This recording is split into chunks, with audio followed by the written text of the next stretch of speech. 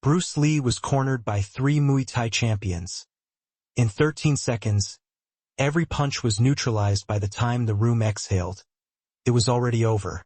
3 men who had built their reputations on impact were standing still, unsure of what they had just lost. No one was injured. No one was thrown. Yet the challenge ended in 13 seconds, and no one asked for a rematch. Those who were there would later struggle to describe what happened. They agreed only on the result. Every punch failed. Every intention was interrupted. And something they thought was physical turned out not to be. What mattered was not the speed of the ending, but how quietly it settled into memory. The building itself was unremarkable: brick walls, high windows, and the faint smell of sweat and oil that clung to any place where movement had become habitual. It was a gym, but not the kind advertised in newspapers or posters. This was the kind of place where local fighters came to measure themselves, and where stories traveled faster than any punch.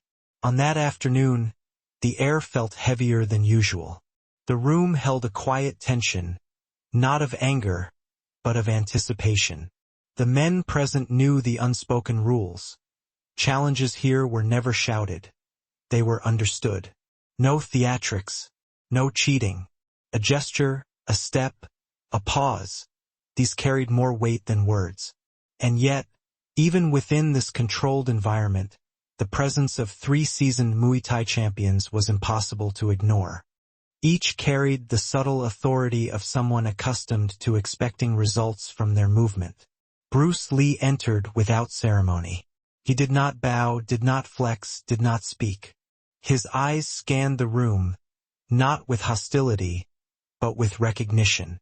Witnesses would later recall a stillness, almost imperceptible, as though the room had adjusted to accommodate him. There was no showmanship. There was only awareness, the kind born from decades of repetition, observation, and discipline.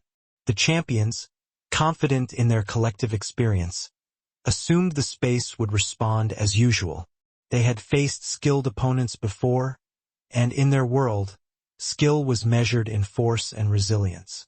Yet in the silence before contact, the room itself seemed to shift.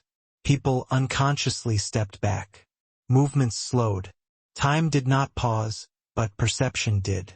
The tension was not loud. It was precise. Even now, the witnesses remember that moment as a threshold. The rules of engagement were never explained. They were simply known. The challenge could only proceed once the room had accepted its terms. And when that acceptance settled, the stage was set.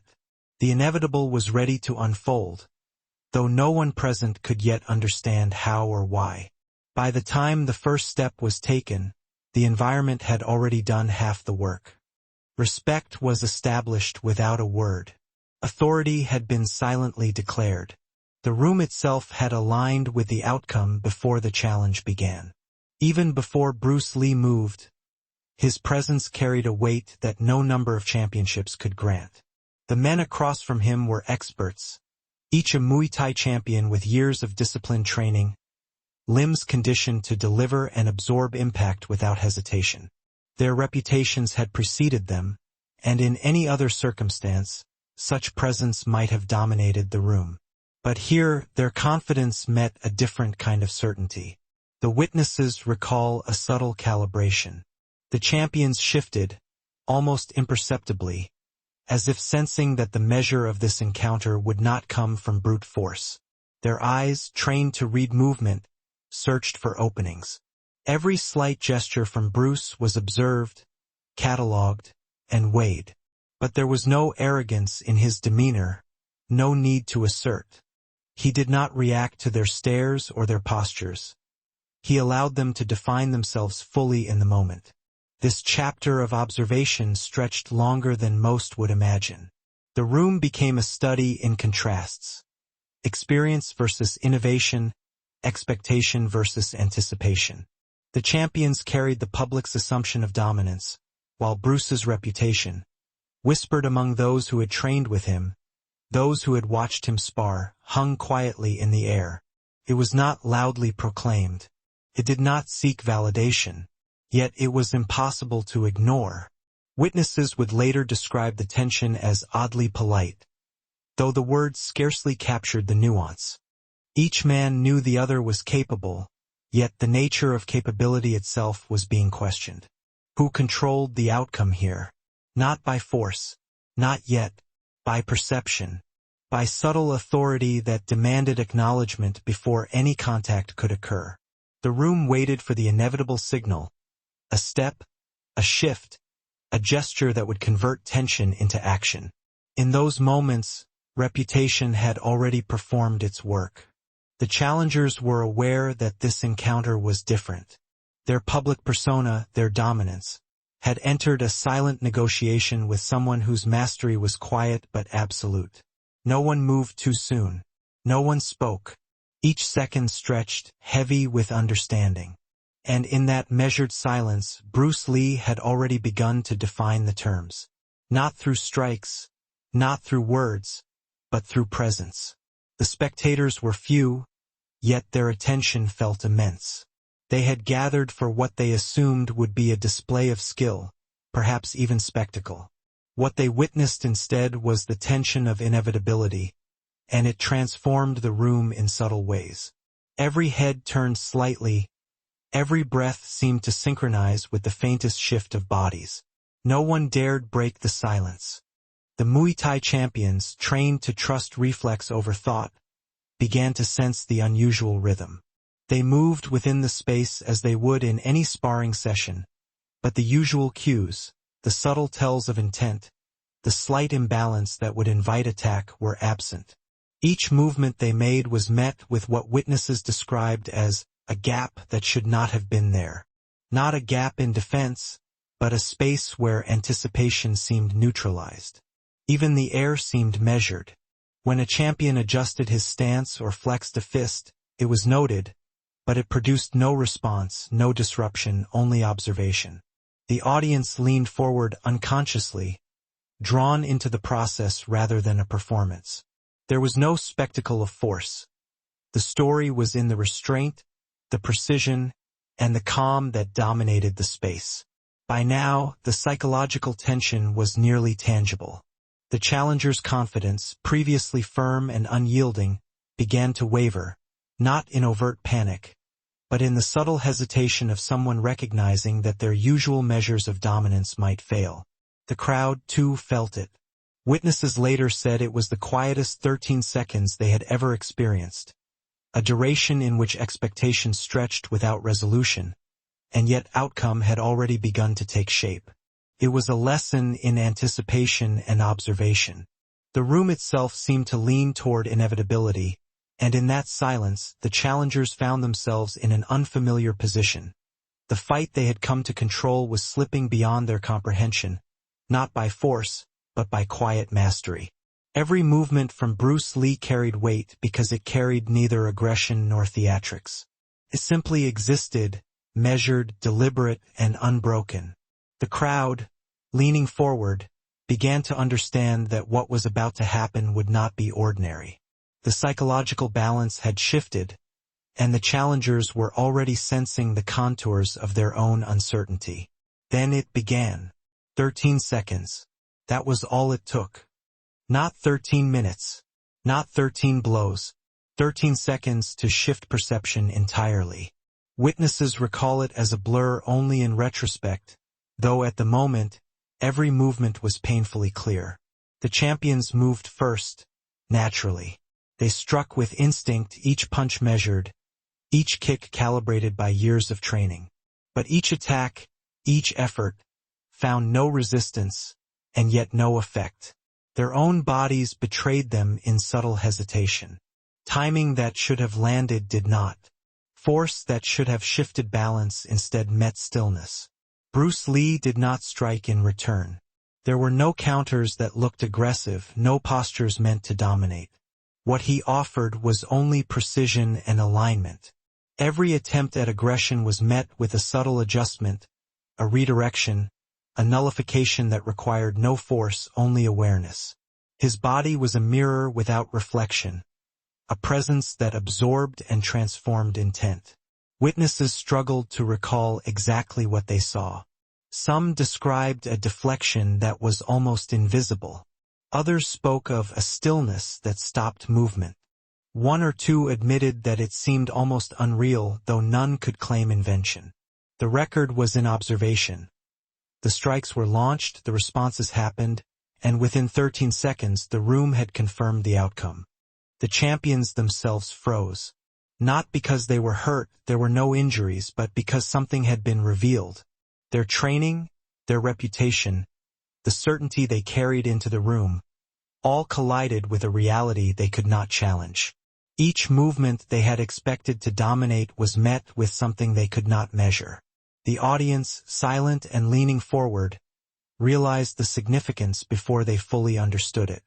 There was no spectacle, no flourish. The demonstration was minimal, yet its clarity was undeniable. Authority had spoken in the language of movement, not sound.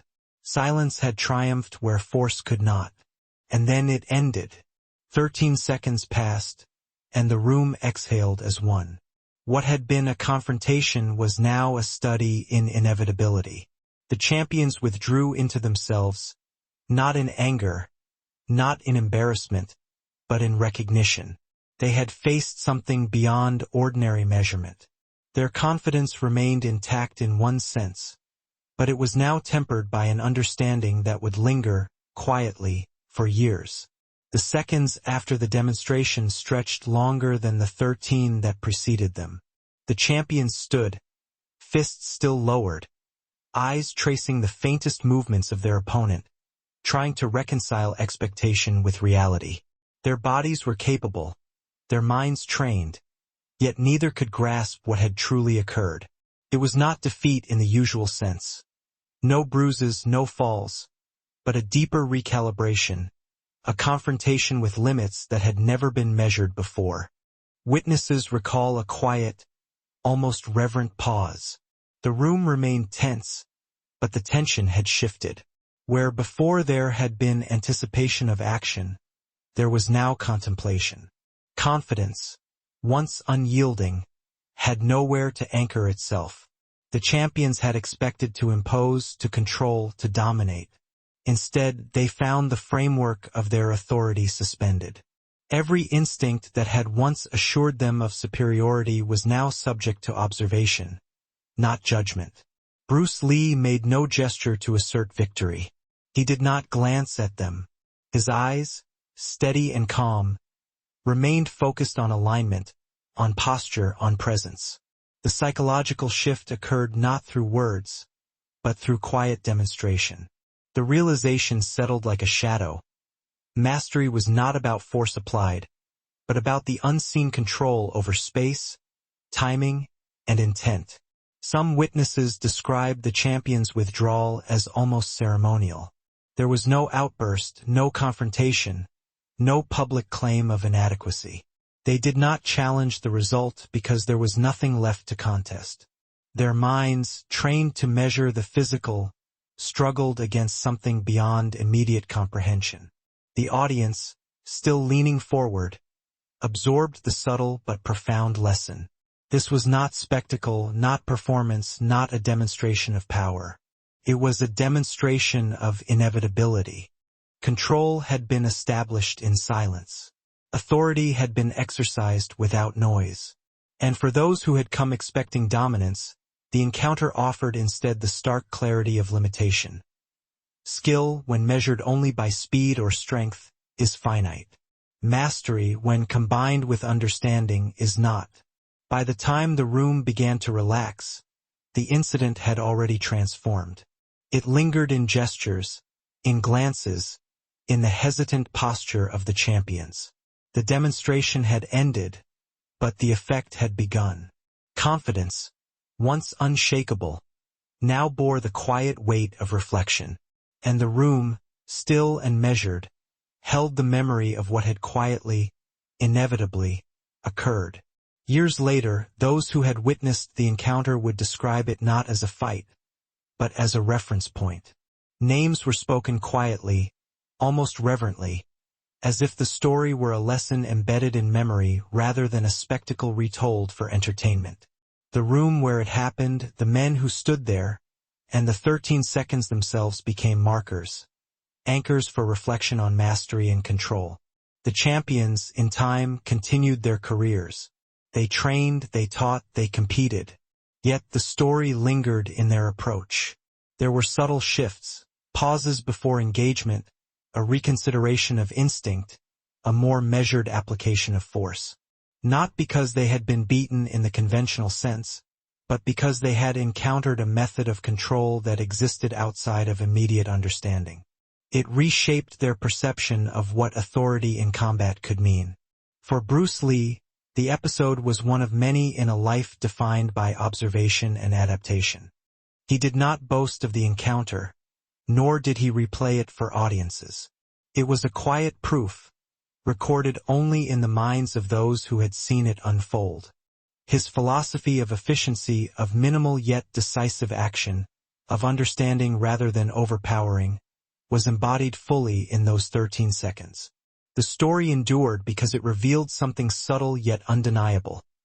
True mastery leaves no room for noise, yet its effect echoes endlessly. Witnesses who spoke of it years later often struggled to describe the technical details. They could not. What they remembered was the inevitability, the precision, the quiet authority. They remembered the absence of struggle and the presence of control. The incident became legend not through exaggeration, but because the reality of what occurred could not be dismissed or forgotten. The room itself, though long since empty of that particular gathering, carries the weight of memory. Students who trained there spoke of the atmosphere as if it absorbed and retained authority, as if the walls themselves had witnessed and preserved the balance of that moment. And in recounting the story, the emphasis was never on victory or defeat, but on understanding, the subtle demonstration of skill that transforms expectation into awareness. In the end, the encounter remained unfinished, yet complete. The 13 seconds were short in duration but expansive in consequence. They left behind a quiet lesson that outlived the participants, a psychological mark that persisted longer than any physical scar ever could. Those who recall it do so with a kind of reflective silence, understanding that mastery is not measured in noise or spectacle, but in the enduring clarity of presence. Years later, the story surfaces in whispers. A demonstration of inevitability, a reminder that control exercised with precision and calm can unsettle even the most confident. It became part of the legend, not as a tale of violence, but as a study in authority, perception, and the subtle art of influence. And in that, the moment proved timeless.